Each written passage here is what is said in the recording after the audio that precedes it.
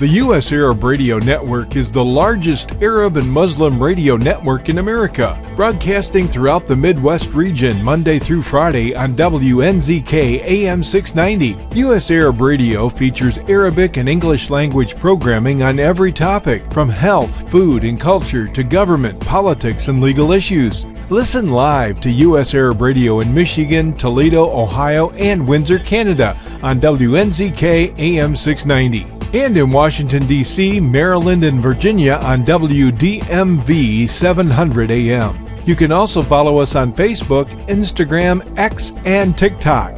So join us every day on the U.S. Arab Radio Network and check out our website at www.arabradio.us. Welcome to this week's episode of Two Guys on Politics with co-host, former Illinois Congressman Bill Lipinski, and myself, columnist at the Southwest News newspaper group and the Arab News newspaper. This is season 4, episode 18. And Two Guys on Politics is broadcast on the U.S. Arab Radio Network on WNZK AM 690 radio, as well as on YouTube at twoguysonpolitics.com. We invite you to subscribe to get the latest episodes and keep up with our weekly discussions on all the news and controversies facing our country here in the United States. My co-host for this radio show and podcast is Bill Lipinski. Bill served as Democratic committeeman, alderman of Chicago's 23rd Ward. Lipinski was elected to Congress in 1983 and served through 2005. He currently writes the Right from the Center opinion column at the Southwest News newspaper group. And I covered Chicago City Hall from 1976 through 1992, where I met Bill.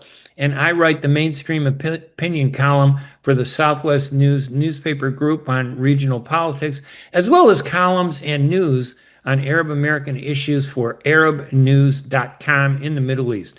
We have several topics on our news show today. Segment 1, we'll talk about Trump taking a backlash from his own party over brushing aside resolving the details of the Jeffrey Epstein case. This is the case that he really turned into a federal case. The open rebellion also by one of his Republican MAGA supporters, Representative Marjorie Taylor Greene, and about 6 other Republicans. They forced Trump to reverse course on the Epstein controversy that he tried to shut down. And in segment 1, we'll be talking with Bill Lipinski on his latest column on faith and how things have improved since the 1940s and 1950s, but that there's been a loss in faith, however, since that time in recent years.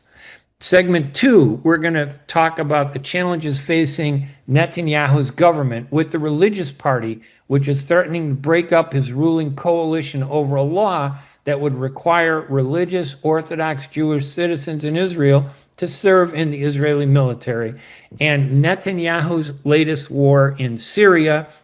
And during that segment, we'll talk about my column on why I favor Congresswoman Robin Kelly, to succeed retiring Senator Dick Durbin over challengers and rivals Juliana Stratton, the lieutenant governor backed by J.B. Pritzker, and by Raja Krishnamurthy. I guess all I need to do is say Raja because that's all anybody knows about him. So we'll be talking about all that, and we're going to take a break first and come back and begin our discussion. So right now, let's take a break, and we'll be right back right after these messages. A car accident can change your life in an instant. As a result of a car accident, you may become unemployed. As a result of a car accident, you may need a lot of medical treatment. People think that insurance companies are on their side. Why? Because they're giving them 1 or 2 benefits. Are they giving them all the benefits they deserve? How would one know unless you consult with an attorney? Call the law offices of Jumana Kiruz at 248-557-3645. 248-557-3645. With more than 30,000 successful in vitro fertilizations, IVF Michigan is now ranked as one of America's best fertility clinics according to Newsweek magazine. IVF Michigan fertility centers are the recognized leaders in high-quality fertility care. With locations in Bloomfield Hills and 9 other cities in Michigan and Ohio, IVF has experts in all aspects of the field. A founding member, American board-certified Dr. Nicholas Shama, is one of the leading reproductive endocrinologists in Michigan and Ohio. He has performed over 20,000 successful IVF cases, and it's helped thousands of couples fulfill their dreams of parenthood. When it's time to get personalized care from Dr. Nicholas Shama at one of America's best fertility clinics, call IVF Michigan Fertility Centers in Michigan and Ohio toll-free at 855-952-9600. 855-952-9600. And welcome back to Two Guys on Politics with former Illinois Congressman Bill Lipinski and myself, Ray Hanania, here live on YouTube and on WNZK AM 690 radio, broadcasting out of Michigan. Our first segment, Bill, there's this, when Jeffrey Epstein died, there was a big Republican push to blame the Democrats, that saying that maybe something happened to him, maybe he was murdered in prison. You know, I mean, this guy gets killed. He commits suicide in prison. There's a 3-minute gap in the video of his prison cell that just disappeared. It's almost like Watergate. But it was Trump, when Biden was president, that made it such a big deal, saying that they were hiding something. The Democrats were hiding something. Then he becomes president and he pushes the whole thing aside. Now members of his own Republican Party are demanding that he release everything and talk about it, to the point where the Wall Street Journal published a letter, I guess, where they said he was praising Epstein and drawing pictures of naked women in the letter that he sent to Epstein. And now Trump is threatening to sue the Wall Street Journal, which is a Republican publication. Bill, what's going on with the Republican Party? It's just the Trump chaos continues. Yeah. One of the amazing aspects of this is that two people who pushed the conspiracy that there's all these Democrats on this list someplace that participated in being pedophiles with our man who committed suicide, okay? Now, those two people now today are the head of the FBI and the assistant director of the FBI. I used to listen to the second guy. Bongino? Is that his name? Yeah, Bongino, right? And, you know, he seemed like a reasonable, rational individual, except when he was promoting this Epstein conspiracy by the Democrats, okay? Now that he's in power, and now that his president wants the whole thing to go away, he doesn't have anything to say about it. Neither is the head of the FBI. They're just sitting there waiting to take their instructions from the Attorney General, who actually they do work for. But very rarely are they subservient to the Attorney General. Normally, the FBI charts their own course. As I say, it's just more chaos for Trump. What do I think? I think it's a diversion myself. I don't really see what difference it makes. If there was any real well-known people on a list someplace, I think the Biden administration would have released the Republicans that were on that list. All right. And I firmly believe if there were any big name Democrats on that list, I'm sure Trump would want to release those names. I don't think that there is any list. Okay. I think it's all been created by Donald Trump and his supporters when he was out of power. That's my position in regards to this. This is like the Kennedy assassination, the conspiracy theories. When information is not fully presented to the public, it's left to our imagination and people who exploit the issue for political purposes. But it is also a little bit like the Watergate controversy, because in the case of Jeffrey Epstein, who I think died in 2019 or was murdered, I'm not sure what happened to him. This guy, apparently, when you see the photos, there were famous Democrats and famous Republicans who would go out to this island for the most sordid type of activity involving the abuse of young girls. This guy, David Epstein, was horrible, but for some reason, all these people, the Prince of Britain, Prince Andrew, was out there many times having. And he settled too. He settled with the woman who he allegedly abused. So I'm sure that he was guilty of whatever they charged him with. Yes, and then, but Bill Clinton was there many times. Donald Trump was there many times. Now we're talking about in the 80s and 90s when these guys were, it was like the disco era and dancing and women and all kinds of free sex, blah, blah, blah. It was a different time. But for some reason now, Epstein's arrest and the women who were his victims are older. They came out, they accused him. After they accused him, he was arrested. He was then in jail. And while he was in jail, the next morning we were told, oh, he committed suicide. What about all the celebrities and big shot politicians who were his buddies, who traveled on his plane? How many times some did it more, some did it less? Trump was like, there are pictures of him dancing with Jeffrey Epstein, Bill Clinton, hanging around with Jeffrey Epstein. So it was Democrats and Republicans. And it was when the Democrats were in trouble, they were pointing fingers at the Republicans. Now, I mean, when the Democrats were in power, they were pointing fingers at the Republicans. Now that the Republicans are in power, they started pointing fingers at the Democrats to win votes. But now that Trump's in office, he's one of the key players. He doesn't want to talk about this at all. There's actually 3 minutes missing. There's been investigations into this videotape, and they said that it was edited by some software. They took out 3 minutes of his, how the cameras suddenly went out at a certain time when he died, and they said, oh, he hung himself in his prison. That was just like the tape on Watergate when. Yeah. That time was that Nixon's secretary inadvertently erased the tape. Inadvertently, right. They said that, but it turned out he had it deleted. Right. He had it removed because it made him worse than it turned out what he was, which is all a good, interesting lesson about this. A lot of times the crime is not the crime that's most important, but the crime trying to cover it up. That's really the problem, and that's what we're seeing with Trump. The Wall Street Journal just this week, I think yesterday, published a letter that they said that Trump wrote at the time when he was traveling back and forth to Jeffrey Epstein's island,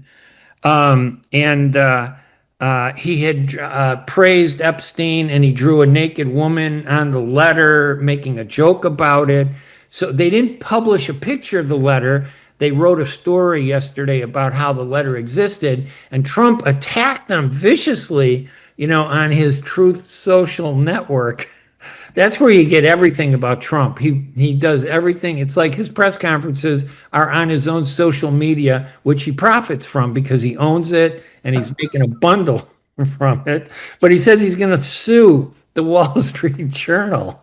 This is Wall Street and Murdoch. The Wall Street Journal is a Republican publication, isn't it? It certainly is. Yes. As I say, it's the chaos that follows Trump around.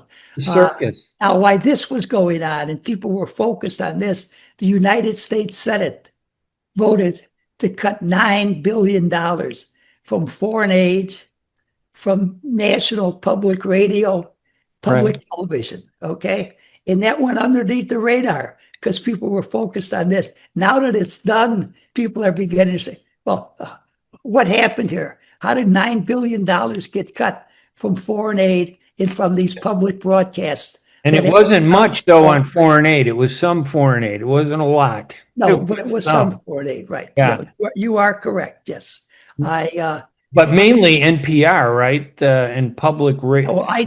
Listen, I am not a fan of national public radio. Right. I think that they have been biased and slanted in the very liberal left-wing direction, frankly, for as long as I can remember. Yeah. So I never listened to them. Or I should say, never, once upon a time I did, but I haven't listened to him at all in the last 10 years. But a lot of people I know do listen to it. And I can understand the Republicans wanting to get rid of it, but I think there should have been a greater debate on the situation than there has been. I think the American people should have really have had an opportunity to weigh in. But getting back to the Epstein, what do you think should happen, Ray? I think they should completely open it up. We should have a non-Warren commission, okay? Not a government commission, but a private public agent, group of people. Let them investigate everything and tell us the truth. When are we going to get away from this? It's so easy to create conspiracy theories by not releasing information that might offend the politicians who have the power to control these things. Well, listen, if it's not going to be a government committee, who's going to appoint the members of this commission or committee, whatever you want to call it? They should pick people from every state, 50 people, one representative, any non-elected official. I don't know. You're right. It's like, it is a quandary when you don't have that's the problem. leader. Yes. Who does the picking? How many people will there be? Where will they be from? One from every state. So you're going to have 50 people on this committee investigating. Now, it used to be, remember, when Nixon was president, the media was I'm not going to say very objective. They were very one-sided, but they did better journalism. They were less politically manipulated than they were manipulated. But today they're completely controlled. The right controls the right media. The left controls the left media.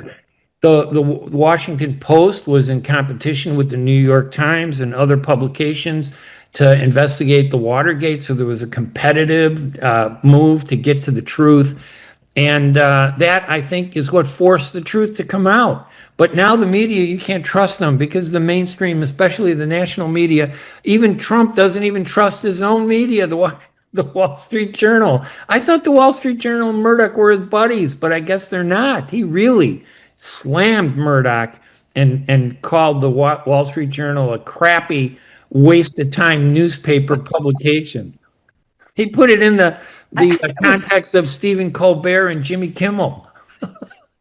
I thought the Wall Street Journal was the Bible of the Republican Party. I did too, but people go against religion. So I think this is a big problem for Trump. He realized it and he had to reverse himself this week. And he told Bondi, go ahead, release the grand jury. But now I don't trust them.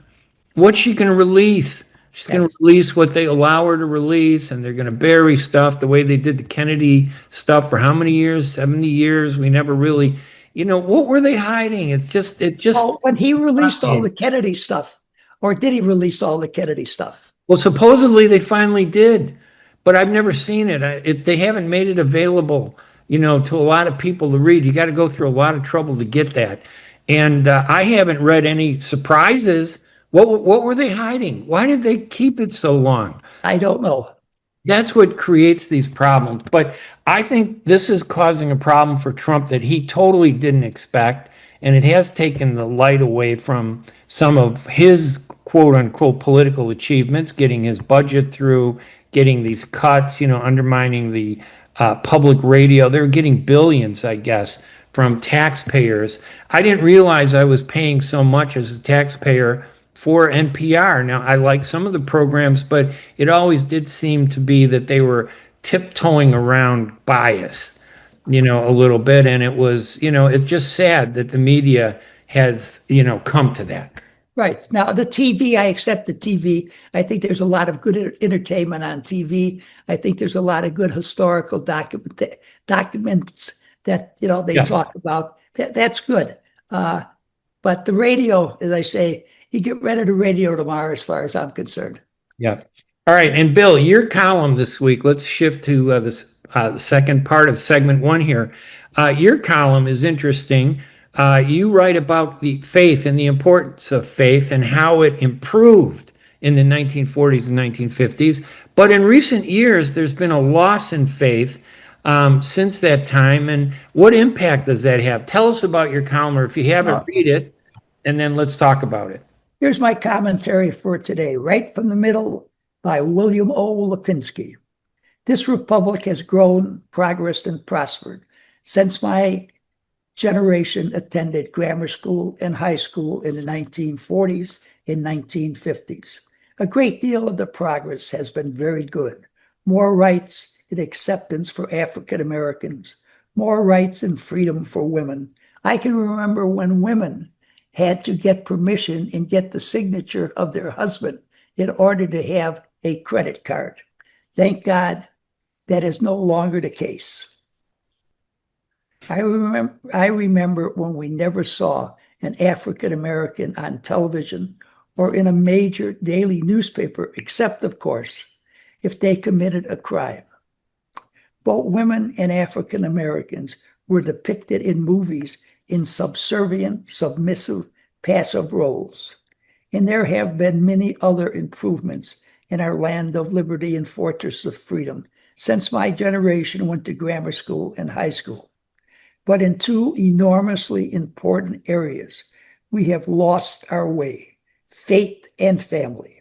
It was faith, a very strong belief in God, supporting and attending our religious services, that I believe blessed us with the courage, conviction, and confidence to fight a civil war to free enslaved people and keep this nation together. We fought and won 2 world wars to save democracy and freedom, not only for ourselves, but for all of mankind. A faith that gives us a very strong physical strength, a moral, mental toughness, and a never doubting religious belief that supported, with God's help, our ability to carve a modern democratic republic out of this wilderness. A faith that gave us the freedom, the wisdom, the economic power, and military strength to become the leader of the free world and protector of democracy. Unfortunately, alongside of these many advantages that have developed in our democratic republic, we have moved away from God and faith. The decline in church attendance at our land of the free and home of the brave has had very significant negative impact in our society, culturally, socially, and politically. Churches have been historically a place for key social connections in support for people. I believe has caused the decline in church attendance and participation, I believe, has caused loneliness and social fragmentation. The less people attending and supporting churches means a significant reduction in volunteerism and charity work. I believe the loss of religious influence leads to relativism and a weaker sense of shared values. Religious institutions once served as a mediating force in public life. I believe their decline has left people more divided along ideological lines. Enormously, unfortunately, because of these many negative impacts on our lives today, our democratic republic, I question whether we are still morally capable of leading the free world against the forces of prejudice, intolerance, terrorism, and dictatorship. And if it is not us, who will or who can? My next column, I will talk about the decline in the American family. No nation or people have ever been very strong, very long, without having a significant belief in God, religion, and family. Thanks for listening to my commentary today, particularly you, Ralph Taylor. That was a great column, and it reminded me of Ronald Reagan. Like he could have been saying those words. You're just great compliment. Yeah, no, well, let's talk about the topic. It's interesting. I mean, how does what you're saying conflict with or pair with our separation of church and state? I mean, we talk about how important faith is. Is that the same as saying religion should be more involved in government? Explain that a little bit from your perspective. Well, my perspective, I believe that this nation really was founded on a very strong belief in God.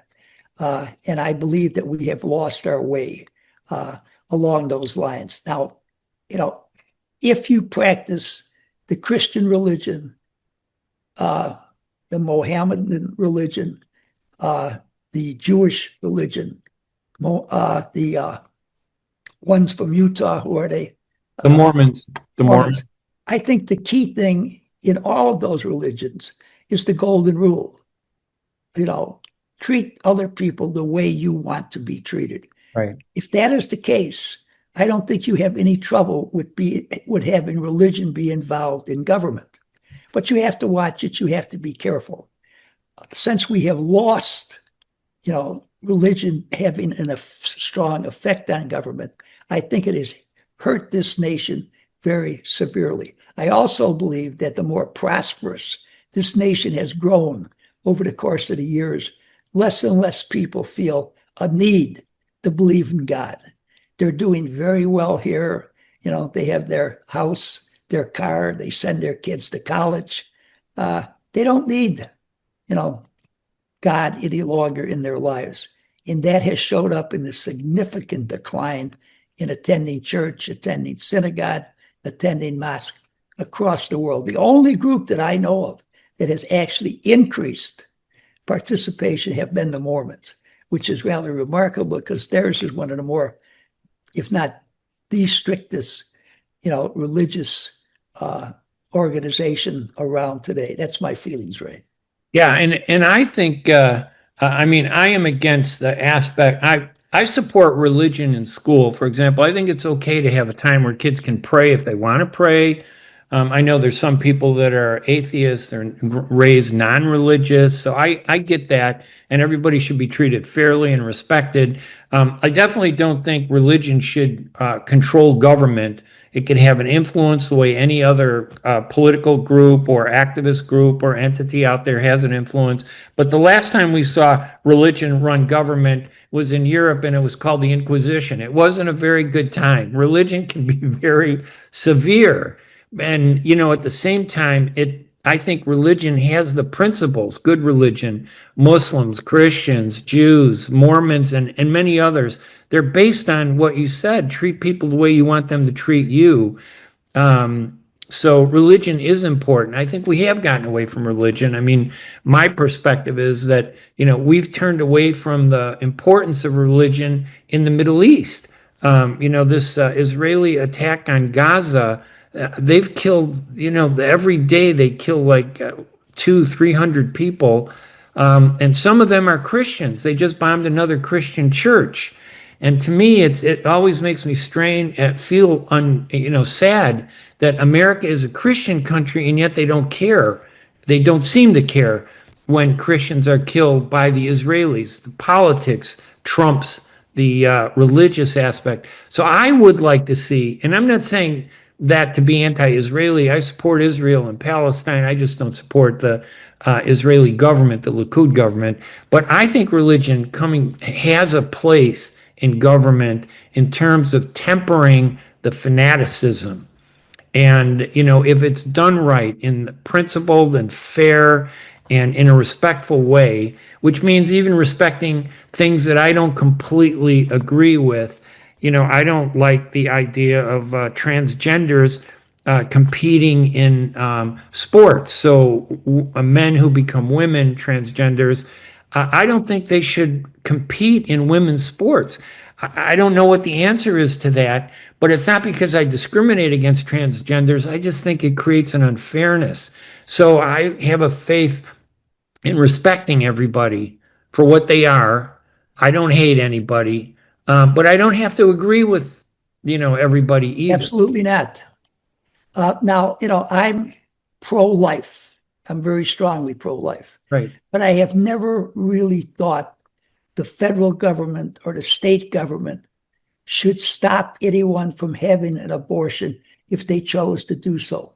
Because the only entity in the country that I know of any longer is some fundamental Christian groups and the Catholic Church. And I'm a Catholic, born, raised, continue to be. But I don't think I should impose my will in regards to abortion on a country that every time you see a poll, it's 70% think abortion is all right. Right.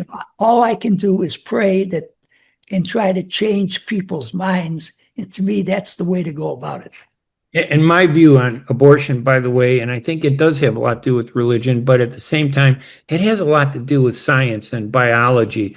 When does an embryo become a human? At what point? And I think at that point, abortions should be blocked. Abortions shouldn't be birth control. I know you don't support abortions being birth control either. Absolutely But not. I do believe that, when somebody is raped and they become pregnant, they should have the option to have an abortion right away. And that's when the embryo is very young, and done very early on. But too often we see abortions take place late in the sixth, seventh, and even eighth month. I think that's unconscionable. Yes, I agree. So there is a place for abortion, and there is a place for right to life. And sadly, it's become a big political At the issue. same token, I would like to say, I don't think that my tax money should be used to pay for abortions for people. I don't think the government should outlaw abortion, but I don't think they ought to be using my money to pay for abortions when I feel as strong as I do against abortion. Yeah, I agree. Any final thoughts on faith, the issue of faith that you wrote in your column? Well, no, other than the fact that I sincerely believe that our loss of faith is not helping us continue to be the leader of the free world. And I don't really know if we're up to the challenges in the present or the future without having a stronger overall belief in God and in a religion. That's it. All right, great column, Bill. Great topic, and we'll be looking forward to that in the Southwest News newspaper group, newspapers of the Reporter newspaper, the Des Plaines Valley News newspaper, and the Southwest News Herald. I'm Ray Hanania with my co-host Bill Lipinski on Two Guys on Politics. We're going to take a quick break, and when we come back, we'll do our second segment on the challenges in the Middle East and then facing the Netanyahu government. And then I'll talk about my column about who I support in the race to succeed Dick Durbin. We will be right back right after these messages. Ziyad brand. Quality products from our family to yours. Ziyad Brothers Importing offers the finest quality products, including brands like Sultan, Kraft, Nestle, Hook, Rico Picon, Donna, and many more. Ask your retailer to carry these fine products because you deserve the very best. For more information, visit our website at www.ziyad.com. That's www.ziyad.com. Ziyad, quality products from our family to yours. Every year in Michigan, approximately 3,000 people die of drug overdose. Today's drugs are more addictive and deadlier than ever before. Most street opioids tested contain a potentially lethal dose of fentanyl. Drug overdoses are preventable. Keep naloxone on hand. Together, we can change the statistics. Learn how to save lives at michigan.gov/SUD. A message from the Michigan Department of Health and Human Services. Life for Relief and Development has now been rated as one of the best charities for humanitarian aid. Life's humanitarian projects span the globe, and Life is celebrating its 30th anniversary of providing essential life-saving aid to people and communities in 36 countries, regardless of race, color, religion, or cultural background. Where there is life, there is hope. And when disaster occurs here or around the world, including being one of the first responders to the Turkey-Syria earthquake crisis, Life for Relief and Development rushes in to provide food, medical aid, and shelter to those in need. We are looking to help the earthquake victims, and we take 0% overhead on emergency donations. So please help improve these efforts. Learn more about our involvement to help the helpless and bring hope where it's needed most, and make your tax-deductible donation to Life for Relief and Development now at lifeusa.org or call 248-424-7493. That's 248-424-7493. And welcome back to segment 2 of Two Guys on Politics here at WNZK AM 690 Radio and on the U.S. Arab Radio Network, and also broadcast on YouTube, where it's easy to find us. You just go to youtube.com, type in Two Guys on Politics, or just go to twoguysonpolitics.com, and you'll find our podcast, audio, video, that Bill Lipinski and I do every week, talking about whatever the big news topics are each week. in politics, and our columns that we both write for the newspapers. So one of the topics we were going to talk about is there's Netanyahu started a war. Well, he didn't start the war in Gaza, but it's been going on forever. October 7th, the Hamas terrorists killed 1,200 Israelis. Netanyahu responded, but he's been responding for almost 3 years, killing Palestinians, destroying the property there, the businesses, the homes, and not just killing Hamas, but killing a lot of innocent people, Muslim and Christian. He's bombed every Christian church that exists in the Gaza. And a lot of people don't hear much about Christian churches in Gaza, but there's several. Baptist churches, Protestant churches, and Catholic churches. They've been almost all destroyed by Netanyahu's war. Then Netanyahu expanded the war into Lebanon against Hezbollah. That went on for many months, and then he expanded, and he's been striking them every once in a while. Then he attacked Iran. He launched an attack on Iran. The United States supported him. And I don't know if you saw the news this week where somebody said, well, the U.S. bunker bombs destroyed one of the 3 nuclear centers, but the other 2 are still going strong. So the bragging that President Trump did, he just can't stop himself from exaggerating stuff instead of just telling us the truth. I think it hurts him in the long run. So there's a war in Iran, and now Israel has attacked Syria because Israel has a Druze population that doesn't consider itself Arab and it's not Muslim. So the Israelis have kind of saddled up to the Druze, and the Druze serve in the Israeli military. So they invaded Syria, started bombing the middle of Damascus, the capital of Syria, after the new president of Syria said that he was willing to work with the Israelis, even to secede the Golan Heights, which was Syrian territory, to the Israelis, and still the Israelis went in and attacked Syria.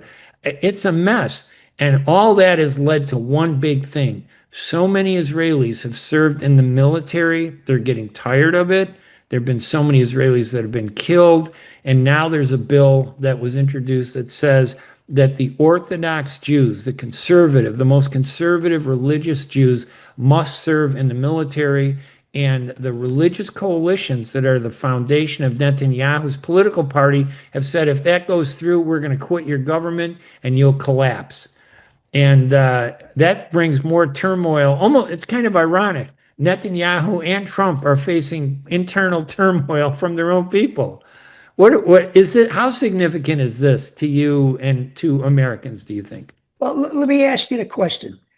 Why is it that Netanyahu has got himself involved in so many wars, other than the wars that he originally got involved with because he was attacked, right, by Hamas, was it? Yes. Right. Well, I mean, I can understand that. They killed 12,000 or 1,200 people. But he has, it seems like he's gotten drunk with power. right. And he's going all over the place, attacking countries in the Middle East. And why is he doing that? What is his motivation? Is it because the United States is standing behind him and he's taking this opportunity before he even loses support in the United States to go after countries that he wants to go after? I don't know. I don't understand it. I said right off the bat that I supported the Israelis and what they did in Gaza. Okay. I didn't support their tactics, but I supported, getting rid of the people who were trying to kill them. But I said at the time, I felt that he was going about it in the wrong way. And I think, and that was very, very early in the conflict. And I think that is what has caused him to lose support with many, many countries. Yeah. I mean, the United States supports him. Who else supports him? Yeah, listen, Israel is isolating itself, but for Netanyahu, he needs those religious parties. But at this point, with so many Israeli soldiers being killed, being wounded, there are like 500,000 Israeli soldiers that are getting medical treatment in this Gaza war and Lebanon war and Iran war and Syria war, that they need soldiers. One of the agreements that Netanyahu made to form his coalition, because if you take the religious party away, the left has much more support, but it's short of forming a coalition. They have a parliamentary form of government where you got to get 50 plus 1% of the vote to, and you could patch it together with different political parties. They may have like 30 parties, that have 2 people or 5 people or 20 people based on how well a party does in the election. So Netanyahu wasn't able to put together a coalition. So he had to go to the religious parties, and the religious parties are dead set against peace with the Palestinians. The religious parties are behind the settlements that they're building in the West Bank, and they take Palestinian lands, they build a settlement, they cordon off or fence off the Palestinians so they can't go into those areas. It really, some people compare it to like South Africa when they had these Buntastans, before South Africa when it was an apartheid state. And that word is often used by Israel's critics. So the religious parties want an end to any hope for a Palestinian state. And I think without a Palestinian state, the Middle East will be deadlocked in conflict forever. It's I a agree. price he paid, to stay in power, because he has been in power 22 years, originally because of what he said were the betrayals by the Palestinians, but then later, as the push for peace started to move forward, the only way to stop it was to create a government that would reject it and throw out the peace accords that were signed. So he's kind of between a rock and a hard place. The only benefit for him is that the Knesset, I guess, ends next week. Their parliament closes next week, and they're out for 3 months. Which means that maybe this won't have to be decided until the middle of the fall in October. So what does that mean for these conflicts that we keep seeing? That the U.S. we fund it, whatever Israel fires in Syria, whatever missile, that's a missile that we have to pay for as taxpayers, American taxpayers. The Israelis are not paying for any of those missiles. It's us. Obviously, they're paying for it with lives when they're killed, but so are so many other people with weapons that we're giving Israel. And I know that many of a growing number of Republicans are upset with him, like Marjorie Taylor Greene, who by the way, I can't say enough how much I like her. She's more to the center than a lot of other Republicans, and she wants to stop giving any money to foreign countries. She wants all that money to go to Americans.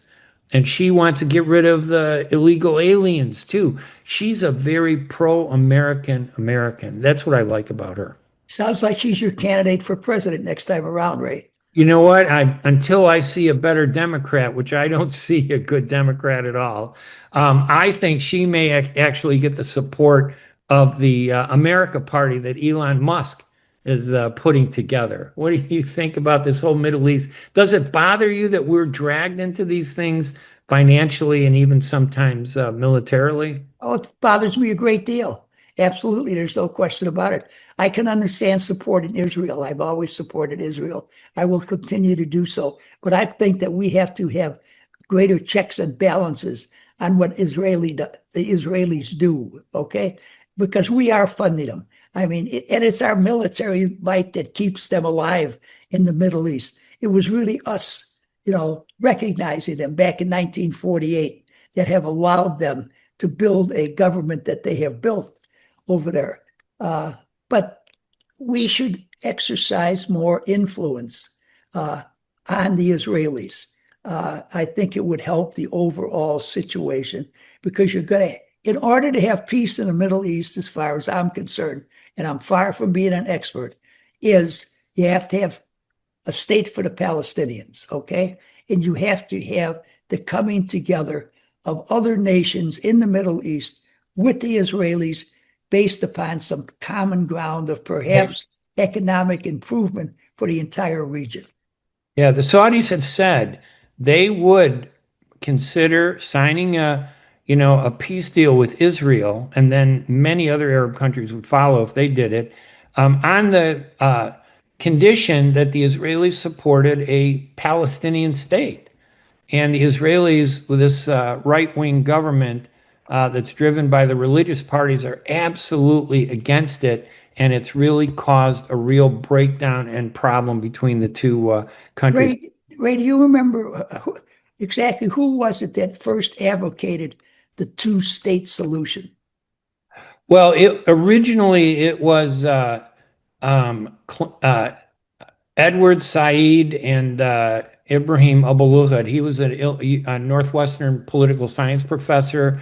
They went to the PLO, the Palestine Liberation Organization, and Arafat embraced the idea. So then they went to the U.S. They started talking after the Israelis and Egyptians made peace. And then the Intifada started in 1990. They thought they needed to prevent Hamas from rising. And the best way to do that was to create a peace accord with Israel, because Hamas began in the 1990s as a military force that rivaled the secular Palestinian leadership and Arafat. So Arafat was always against Hamas. But the way the two areas were divided, the West Bank and Gaza, and the control that Israel had between the two, Arafat never really had control over Gaza at all. So Hamas continued to grow. So it's always been a problem. And it grew from there, and it almost went until the Israelis killed Yitzhak Rabin, their prime minister, for signing the accord with Arafat. And Ariel Sharon and Netanyahu came into power and basically put Arafat in a prison. They locked him down in Ramallah, in a village in the West Bank, preventing him from doing anything. And then they broke all of the agreements because fundamentally they're against any peace accord because the land is so small. Palestinians and Israelis living on the same land, they argue there isn't enough room for both together. It's either one or the other. So that was always a big Didn't problem. they live that way for a couple of centuries? Well, in all honesty, my dad grew up in Palestine, and Palestine was predominantly Muslim and Christian, and there was a Jewish population. And the Jewish population was a minority population until World War II, when, no, believe me, the Allies, we did a lot to destroy the Nazis. The Holocaust was horrible, all the Jews that were killed by the Nazis, but nobody wanted the Jews. The Americans didn't want the Jews, the British didn't want the Jews, and they thought, let's send them to Palestine where they can create their own state. That was their strategy, and that's why we ended up with the problem in Palestine, because the Arabs believed that they should have a state that would be Christian, Muslim, and Jewish, a holy land that everybody shared, not controlled by one religion. And that problem has never been solved, and it just keeps getting worse. It's a horrible, situation where so many people have died. And I don't see an answer to it, especially when you have like a far right leader like Netanyahu. And Israel has been away from the labor liberal movement for 22 years, and it looks like they're losing control. It's mainly Russian immigrants, Russian Jews from the Soviet Union that escaped, that are the most conservative because they lived under the oppression of Stalin and the Russians, and they don't want to live like that again, and they fear the Arabs are like that. So they completely oppose anything that has to do with sharing the land with Christians and Muslims. What is the population of Israel? I believe it's 12 million. I'd have to look at it, maybe 14 million. And that includes, I think, maybe 4,000 Christians and Muslims. And then you have the West Bank and Gaza, which has about 2 million, or in Gaza that has like 2 million Palestinians. There were something like about 100,000 settlers in Gaza that left, and then they surrounded Gaza and turned it into an open air prison.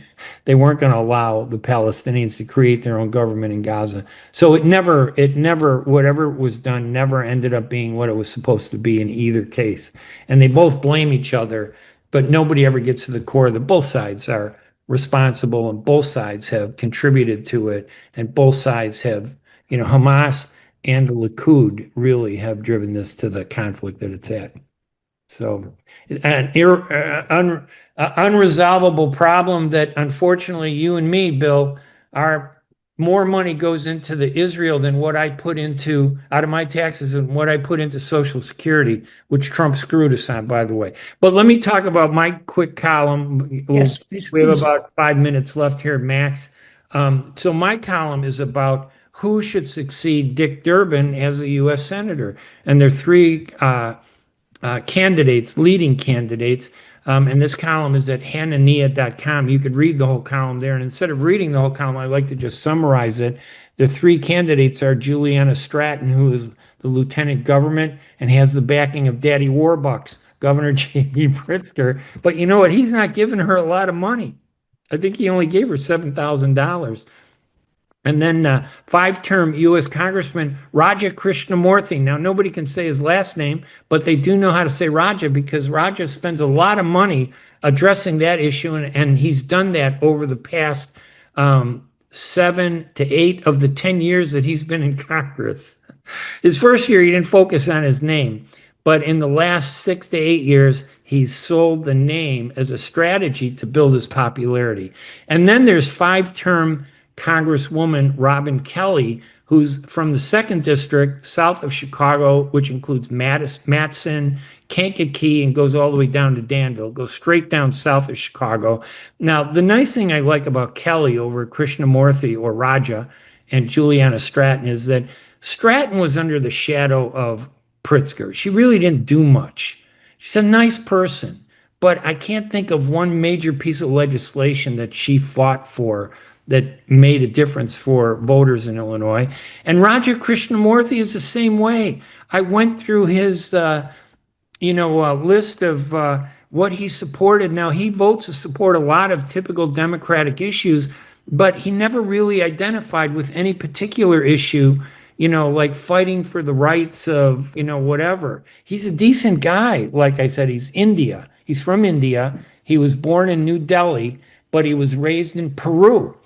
In Peoria. He was raised in Peoria, and a lot of Democrats like him because they see a challenge coming from Darren LaHood, who is Lebanese American from Peoria, and Darren LaHood is going to be probably the Republican nominee in the race next year in the general election to succeed Durbin. Who it'll be from the Democrats, we're not quite sure. Raja has raised something like $19 million. Kelly only has $2.2 million. And Juliana Stratton, hers is like less than $1 million, from what I can tell. So it looks like if you go by money, Raja Krishnamurthy may have it locked in. But Kelly has done so much when it comes to legislation and fighting for taxpayers. And I go through a whole litany of all her legislation in my column at hanania.com. You could read that, all her work and legislation on health care, prevention of gun violence. She introduced so many bills on improving education for kids, strengthening our technology and infrastructure. It's just a whole list. I mean, you just can't stop reading. She has introduced more legislation than most members of Congress. And you know that a lot of times, you go along with whatever the congressional leadership wants you to go along with. But it comes down to this. You're going to elect Krishnamurthy, who is basically a populist, who the party leaders like because he's politically safer, or do you support Kelly, who was a little more independent, a Democrat, and who's done so much to help the need of the taxpayers? The last thing I talk about in the column is how originally I didn't like Durbin. Durbin in 1982 was elected to Congress by defeating Paul Finley in the 20th Congressional District.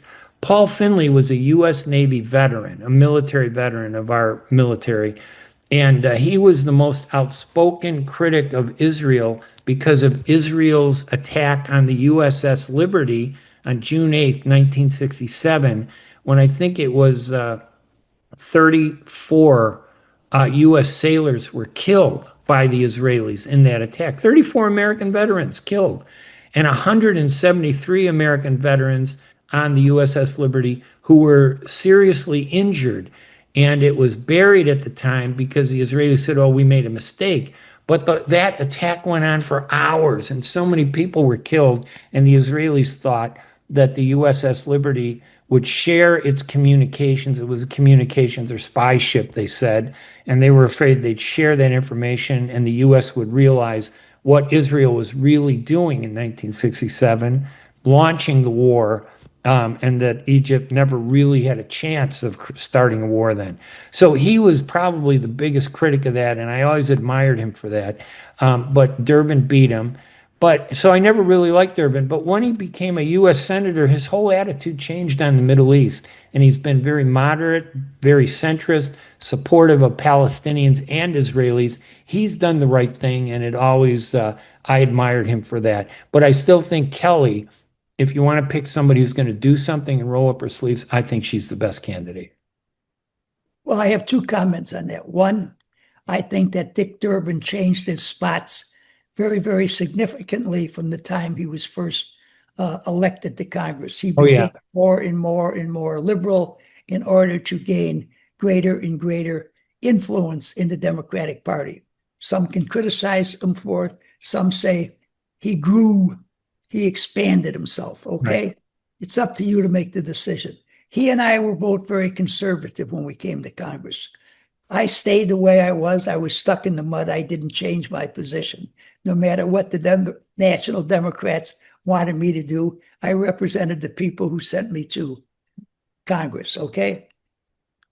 The other thing is, I think that, Durbin brought in a senator by the name of Tammy Duckworth. It was his influence, the money he raised, a senator who, frankly, I don't think has done much of anything other than do exactly what Dick Durbin wanted her to do. So for those two reasons, I'm not a big fan of Durbin. As far as your candidate, anyone that I've mentioned her to thinks she's a very solid individual, that she is more independent than anyone else that's running, but she doesn't have a chance against Raja. Because that man has done a fantastic job in getting people to call him Raja and to think the sun rises and sets on his head. And one of the reasons for that is the $19 million that he has to spend. I think it's going to be Raja, no matter what anybody else has to say. Yeah, now, and that's unfortunate. Might be a different story, because LaHood, if it is LaHood, I think is a very good candidate. Yeah, I think LaHood is more of a centrist conservative, and I think he can do pretty well. But it's sad that we go toward a guy who's known more for his name than his legislation. Very true. People have been emailing me and saying they don't call him Raja, call him Nada, because he hasn't introduced or done anything in 8 years. You'd think there'd be one piece of legislation rather than your name that you could sell to the voters and say, hey, I champion senior citizens and the elimination of the tax on Social Security, which is how Trump won much of his senior citizen base and then broke that promise in this last budget bill. So anyway, that's where it stands. Bill, we're at the end of our line here anyway, so I just want to say thank you and tell everybody thank you for listening to us. It's always a pleasure, Ray. Look forward to seeing you and hearing you next week. All right, we'll talk again. Thanks, everybody, for listening. Remember, go to twoguysonpolitics.com and sign up and subscribe. It's free, and follow us, and we'll talk to you later. Bye-bye, everybody. Are you going to start a restaurant or grocery store soon? Do you need floor plans and designs? Call Najee Abood at 734-744-9796. Do you want to buy kitchen and restaurant equipment at discount prices? Call Najee Abood now, 734-744-9796. New Concept Products and Design, the trademark of kitchen equipment. 5% discount on all purchases of $75,000 or more. New Concept Products and Design, new location, 31185 Schoolcraft in Livonia. Learn more at www.newconceptproducts.com. Call Najee Abood, 734-744-9796.